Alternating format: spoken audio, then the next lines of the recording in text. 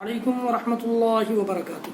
بسم اللہ الحمد للہ والصلاة والسلام علی رسول اللہ ومن تبعہ ووالاه وبعد۔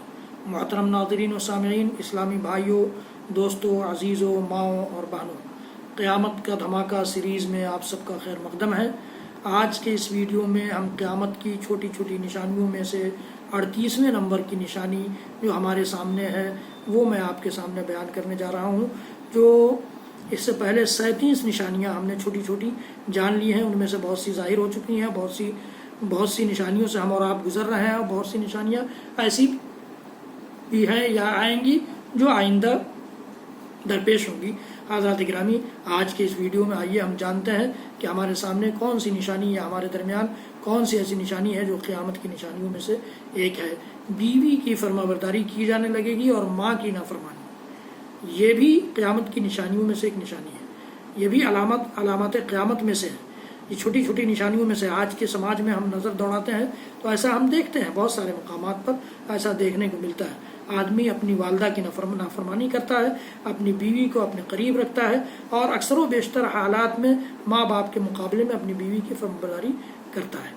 تو یہ خرابی آج کے زمانے میں بالکل عام ہے، ہم اس کو روز بروز دیکھتے ہیں۔ ماں باپ اولاد کے ساتھ گھر میں اکٹھے رہتے ہوں تو ان کے لیے بالعموم وہ انتظام و اہتمام دیکھنے میں نہیں آتا جو دوسروں کے لیے کیا جاتا ہے، جیسا کہ حدیث ابو ہریرہ رضی اللہ تعالیٰ میں ہے کہ نبی اکرم صلی اللہ علیہ وسلم نے فرمایا، جب فے کا مال آپس میں بانٹ لیا جائے، آدمی اپنی بیوی کی اطاعت اور ماں کی نافرمانی کرنے لگ جائے، دوست کو قریب اور باپ کو دور کرنے لگ جائے، تو سمجھ جاؤ کہ قیامت آنے والی ہے۔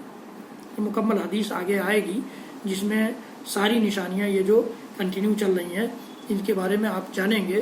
ویسے یہ حدیث ہے جامع الترمذی کی، لمبی حدیث ہے، بہت سارے الفاظ ہیں اس میں، ان میں کچھ آگے ہم 45 نمبر کی نشانی جب ذکر کریں گے تو پوری حدیث آپ کے سامنے رکھیں گے، اور ان سب کا احاطہ اس حدیث میں اللہ کے رسول صلی اللہ علیہ وسلم نے کیا ہے، اسی میں سے لے کر کے مصنف نے یہاں الگ الگ نشانیاں شمار کرائی ہیں۔ تو یہ ایک نشانی ہے، اس نشانی کو سامنے رکھیں اور اپنے سماج کو دیکھیں۔ اپنے سماج میں اس قسم کی برائیاں ہیں تو ان کو دور کرنے کی کوشش کریں۔ اگر اللہ تعالیٰ نے ہمارے پاس صلاحیت دی ہے، اور اگر صلاحیت نہیں دی ہے تو اللہ تعالیٰ سے دعا کریں کہ اللہ تعالیٰ ہمارے سماج کو اس قسم کے سارے فتنوں سے، زندگی کے فتنوں سے، موت کے فتنوں سے، موت کے بعد کے فتنوں سے محفوظ رکھے۔ حضرات گرامی، انشاءاللہ العزیز باقی باتیں آئندہ۔ اللہ رب العالمین ہم سب کو کہنے سننے سے زیادہ عمل کی توفیق دے۔ میرے اس ویڈیو کو زیادہ سے زیادہ لوگوں تک پہنچائیے، شیئر کیجیے، میرے چینل کو سبسکرائب کیجیے، بیل آئیکن ضرور دبائیے، لائک بھی کیجیے، اور میرے اور سارے ویڈیوز دیکھنے کے لیے یوٹیوب پر جائیے، شاہد اقبال سنابلی ٹائپ کیجیے اور میرے ویڈیوز سے فائدہ اٹھائیے، دین سیکھیے، دنیا جانیے۔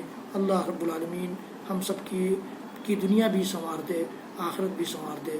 وصلی اللہ تعالی علی نبینا محمد وعلی آلہ وصحبہ وسلم۔ سبحان ربک رب العزت عما یصفون وسلام علی المرسلین والحمد للہ رب العالمین، والسلام علیکم ورحمۃ اللہ۔